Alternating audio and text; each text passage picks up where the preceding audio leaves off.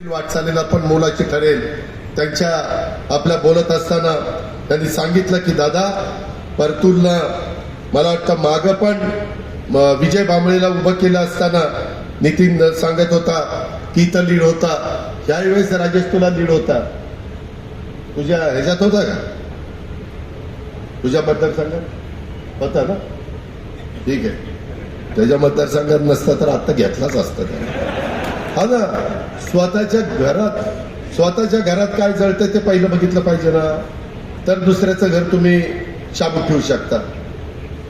आमच्यातले काही काही पुढारी असे आहेत की त्यांच्या घरातलीच लोक त्यांच्या बरोबर नाही आणि बाकीच्यांना उपदेश करायला सांगतात. मी तर रेटून बोलायचो, पण मी आता दबकत बोलतोय, कारण माझा भाऊ पण माझ्या बरोबर नाही. ठीक आहे, काम चांगलं करा, ती भर आपण दुसरीकडनं त्या ठिकाणी भरून काढू. येत्या काळात आपण सर्वांनी एकत्र येऊन राष्ट्रवादी काँग्रेस पक्षाचा हा विचार हा घराघरामध्ये पोहोचवायचा आहे. पक्ष बळकट करण्यासाठी एकजुटीने आपल्याला सगळ्यांना काम करायचंय. महिलांच्या बद्दल पण कुठल्याही प्रकारे राष्ट्रवादी काँग्रेस पक्षाच्या कार्यकर्त्यांच्या बद्दल तक्रार येता कामा नये. महिलांच्याकडे बघताना मुलीच्या नात्याने किंवा बहिणीच्या नात्यानेच बघितलं गेलं पाहिजे.